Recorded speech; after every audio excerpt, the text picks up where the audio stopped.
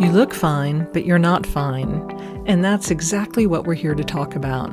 Welcome to Fine, But Not Fine, the podcast about navigating rare disease, healthcare battles, and the messy reality of chronic illness. I'm Kelly Paul, and I've been living with mycosis fungoides since 2015. This is a space for real talk, real experiences, and practical advice. Because surviving is one thing, but figuring out how to actually live, that's the hard part.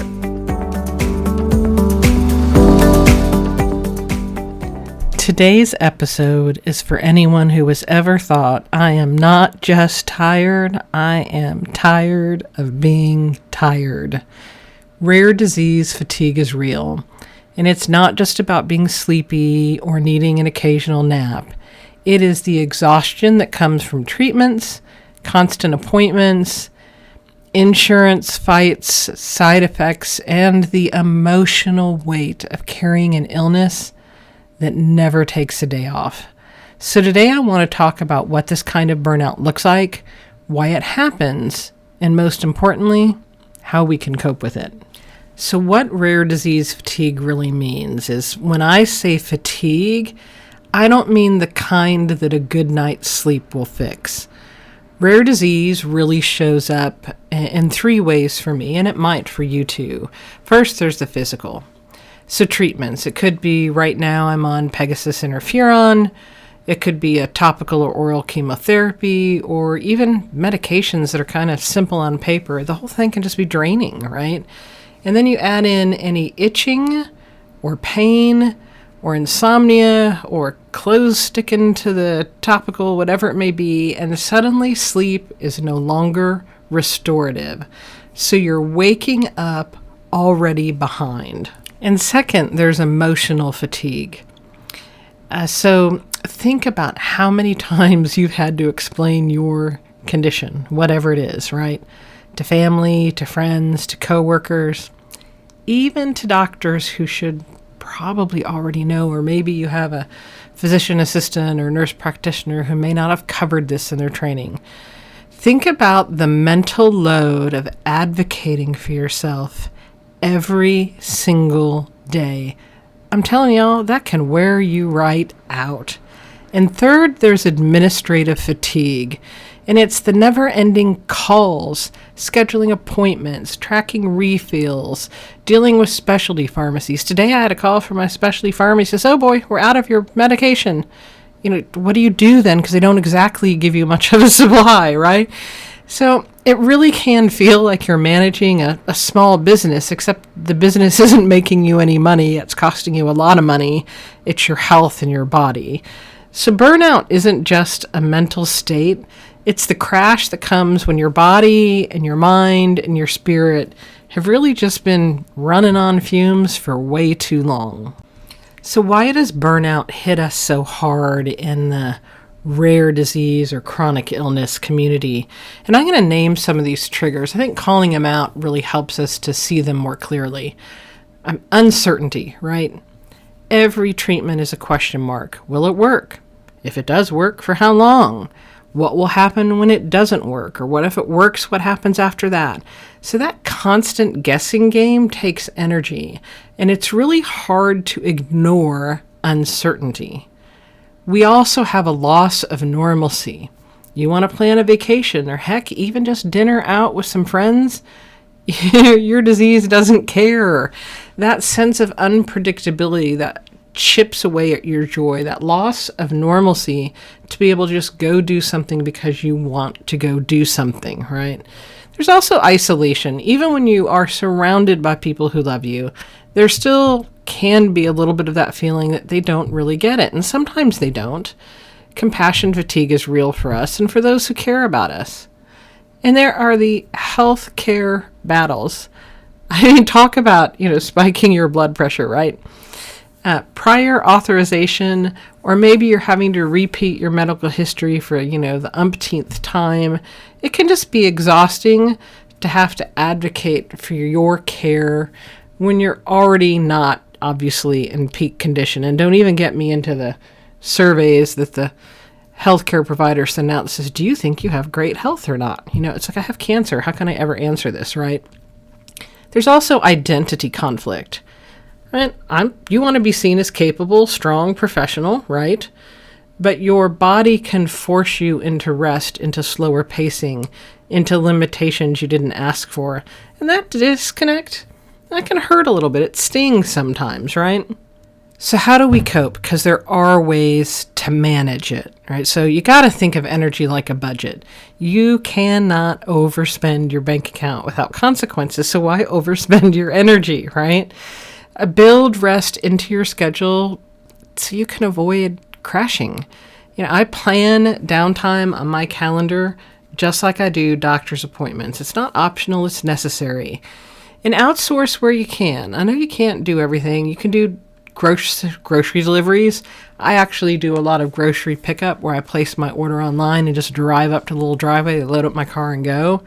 Using online bill pay, if you don't already, have a separate account that you transfer money into every month and pay your bills out of that central account and just have them automatically pay. And that is something that you don't have to do. And by putting it to a separate account that you transfer money into, it's not like someone could put an erroneous bill in there and suck everything away, right? And, give yourself credit for the little wins, right? Did you get laundry done? That's a win. If dinner was reheated leftovers, that's still a win. Seriously, leftovers are gold. That's most of what we eat every week. And keep in mind that the goal should not be perfection. The goal is survival. The goal is sanity. The goal is having a decent living experience while you're having to deal with the crummy parts of having a chronic or rare disease. Now, for mental and emotional supports, therapy and support groups can be huge lifelines, whether it's a professional counselor who understands chronic illness or maybe even an online rare disease group that understands your world. You don't have to carry this alone. There's a place where you can connect with people and vent or share challenges and get, support and help. You also need to normalize saying no. This is something I learned a very, very long time ago. You don't need to explain, and you absolutely don't need to apologize. I can't is a complete sentence, right? Protecting your energy is an act of self-preservation, not selfishness. And you need to think about how and where to apply this. I am that person that if you ring my doorbell and I am in my no territory, I do not open my door for you. I don't have to. That door was installed for my convenience, not somebody else's. Same with the phone. Just because it rings doesn't mean you answer it. Live in the now. Don't do the things that you don't have the energy to do. And honestly, don't underestimate the power of creativity, right? For me, obviously I do this podcast, but I'm a quilter, right? That's a way for me to process some stress, process some fatigue. It allows me to have some fun. For you, it might be journaling, painting, gardening, it might be car racing, I don't know. But find something that restores you. There's also the care of the physical body. Movement helps even when it feels counterintuitive. Simple, short walk, stretching, maybe yoga or Pilates, it can actually boost energy instead of draining it. And here's the thing, go to the gym even when you don't want to. That works for me so often. And even like right now, I've recently recovered from having a rough go of COVID, and I'm still dealing with some of the after effects of it. But going to the gym, I'm tired. I've got other things I want to do, but I know I'm going to feel better for going to the gym, so I'm going to go to the gym. Nutrition and hydration, not going to cure your disease, but it can make a difference in how you cope day to day. Eat garbage, might work for a minute, but you're probably going to feel like garbage later. Eat well, drink water, have a cup of tea, drink a coffee, whatever it is. And, they call it sleep hygiene, right? Make bedtime a ritual. Shut off the screens, dim the lights, give your body a chance to rest. Some people will even take an evening bath or an evening shower, and, that really helps them kind of relax and get ready for that point of taking on sleep that's restorative. So here's a part I really, really want you to hear. Burnout is not a weakness. It is not a personal failure. It's a signal. It is your body saying, stop, I've hit the wall. You are not lazy for needing to rest. You are not falling behind because you have to say no.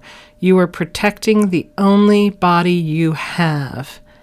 And that's really important. So instead of beating yourself up for being tired, reframe it. Tell yourself, I'm not stuck in bed, I'm recharging. I'm not falling apart, I'm rebuilding. Now that shift doesn't erase the fatigue, but it can ease the shame that sometimes people put on themselves because of it. Rare disease or chronic illness fatigue is real, but with pacing, support, and really some self-compassion, you can keep moving forward even if it's a little bit slower than what you want. And for me, I've learned that when I stop pretending I can power through, I actually can go further.